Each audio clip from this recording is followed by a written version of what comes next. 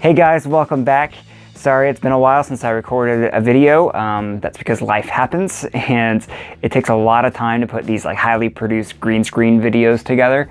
And just life has gotten to me. I'm so super busy, but I still want to keep this channel going because it's fun for me. And in order to keep this going weekly, because YouTube kind of requires you to do that if you want to be successful at all, I'm going to do some reaction videos to Bucs games. Because I know a lot of my subscribers out there are Bucs fans, thanks to my Hard Knocks videos. Thanks for hanging around, guys, and I hope you guys at least get some enjoyment out of these videos as you do the other ones. You know, the Bucs are my favorite team, and I love talking about them. It's something I can do off the cuff without a whole lot of prep time because I'm so passionate about it. So like the videos and also interact with me, comment, and tell me your thoughts on my feelings in the game. Do you agree? Do you disagree?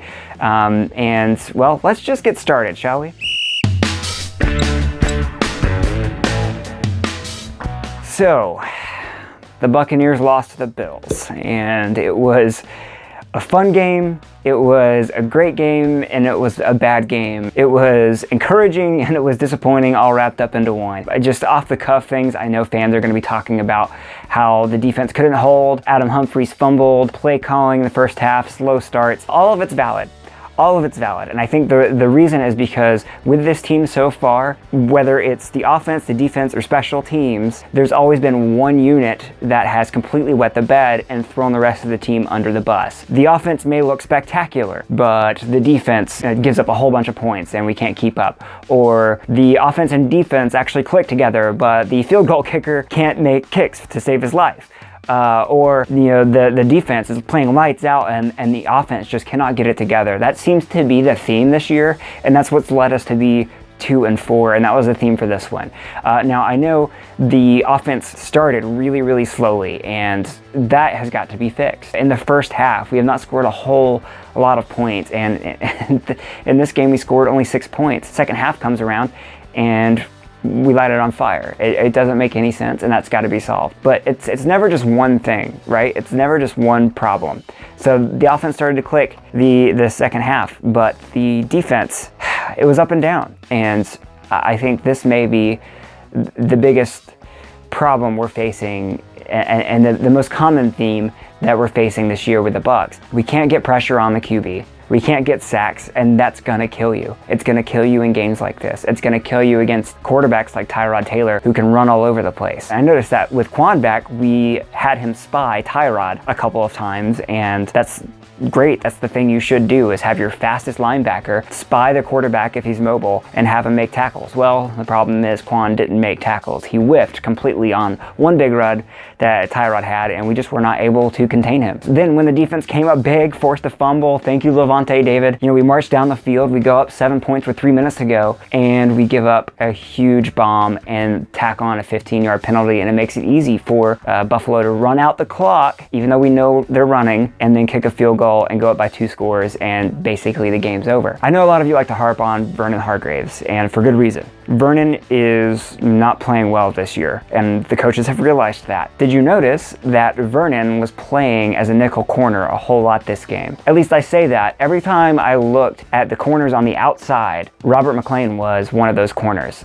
So I don't know what the snap counts were like. We'll find out all of that after the fact, but we are suffering at the cornerback position. So we can't get a pass rush, and our corners are getting burned. Now, they played a little bit better, kind of on both sides, but just still not good enough. And playoff teams, straight and simple, if you cannot hold a touchdown lead with 3 minutes to go against a quarterback who is middle of the pack, you're not going to make the playoffs. Yeah, playoff teams don't do that. Playoff teams don't give up that kind of lead to a team that, quite honestly, is less talented. Now, the Bills, defensively, are outstanding, like, don't get me wrong, but Tyrod Taylor and this offense with LaShawn McCoy, who is their stud, who is their workhorse, was able to put up 30 on this defense, and that's unacceptable. It's crazy to me that we were able to hold Tom Brady and the Patriots to such a low score, and then we let Tyrod Taylor just completely air it out and stick it to us. And it's not just Tyrod. I mean, it's the whole Bills team, and give credit where it's due. So let's talk about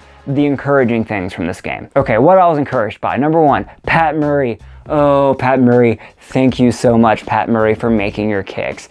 Isn't it nice to have a kicker who can make a 50-yard field goal? Isn't it nice to have a kicker who can make his extra points? Thank you, Patrick Murray, for being outstanding. And again, suddenly we got the kicker intact. Suddenly we got the offense working, and then the defense blows it at the end. But let this be encouraging. I don't think we're going to be losing too many games to missed field goals. Also encouraging was Jameis Winston. He played awesome. He should have had 2 picks, but he otherwise played a great game. He was efficient. He threw for a lot of yards, a couple touchdowns.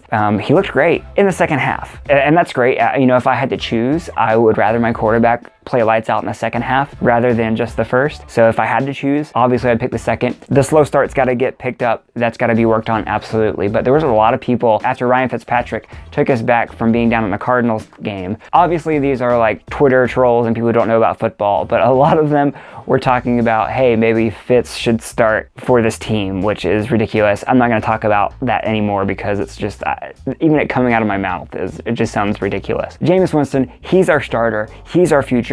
He's our franchise. He is getting better, and that's what we want to see. Unfortunately, he's a slow starter, both in games, and we're finding out he's a slow starter season long too, which is unfortunate. But Jameis, good on you, man. You looked great. OJ Howard, 2 touchdowns. His coming out party, he looked great. We got the ball to Deshaun Jackson a couple of times. He looked great. Mike Evans, he looked great. So there's a lot to be encouraged about with this offense, guys. We've just got to play together as a team.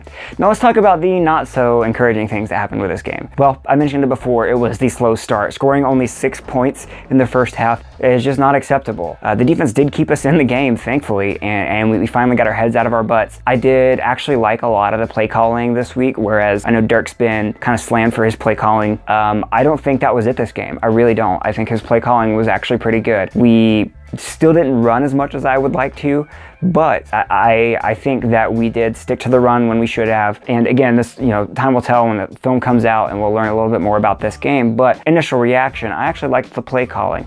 However, the execution was poor. Jameis was slow starting. Donovan Smith got blown by as a left tackle. He's not protecting Jameis well. He did in this game, and that is a problem. And he's a consistent problem, and that's something the Bucs unfortunately are going to have to address in this offseason once again if Donovan can't pick it up for the rest of this year. So offensive line play was so-so because of him, and Ali Marpet, honestly, didn't have a great first half either. Then there was Jameis. He overthrew receivers like crazy, overthrew Deshaun, overthrew Mike Evans, which, how do you overthrow either of those? It's great that Jameis' shoulder works great, too. That's another encouraging thing that I didn't mention. That was the most discouraging thing to me, is that this was a team that can be scored on. I know they have a great defense, but we have a great offense. We really do. And I expected more from this offense in the first half. And it was actually shown in the second half what they can do. And then really the discouraging thing also is we finally jump up to a lead with minutes left, and Adam Humphries fumbles and gives the ball right back. And simple enough, you don't win the turnover battle, you don't win the game. That's usually how it goes. And man, I felt so bad for Hump there. Guys, please do not blame Adam Humphries. That was an anomaly. That was something that never happens. Adam never drops the ball, whether he's receiving or carrying. It's just a freak thing that happened. The Bills players made a play, and that was discouraging, and it was unfortunately a bad thing, but don't blame Adam Humphries for that.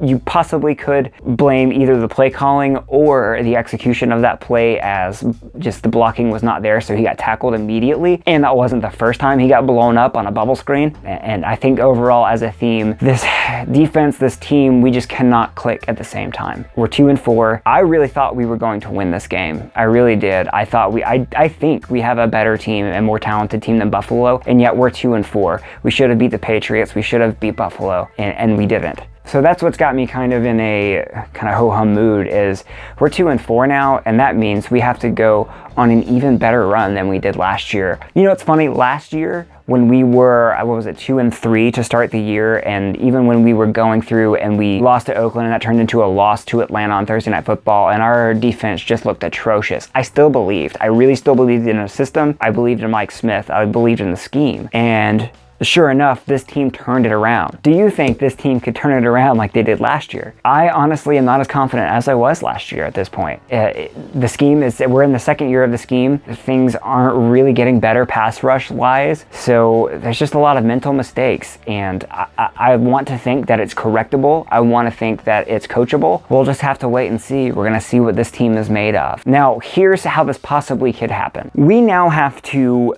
play lights out in our division. We have to go at least 4-2 in our division.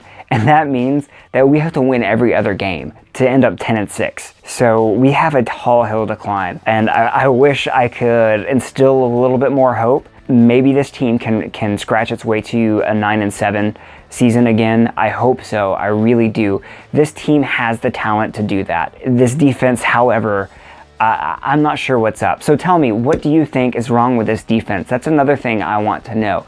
Who's to blame? Is it the talent? Is it the scheme? Is it both? Now, remember, last year's turnaround with the defense happened because Mike Smith was willing to simplify the defense. Everybody was new to the scheme. Now, thinking about that, we do have some new players in this scheme, right? TJ Ward, he's new. Robert McClain, he's new. Kendall Beckwith, Devontae Bond, they're new to the scheme. We do still have some new players, so maybe we need to simplify again. Maybe that's the fix. I don't know. What do you guys think? All right, so that's my initial thoughts. Sorry it was a little bit rambly. Do you agree? Do you disagree? What do you have to add? What did you like from the game? What did you dislike from the game? How did the Bucs get back on track? I want to know. Let me know in the comments. And also, if you want to talk to me on Twitter, hit me up either at Corey the Draper or at The Play Reaction. I work on both. And I guess that's it for me. Till next week.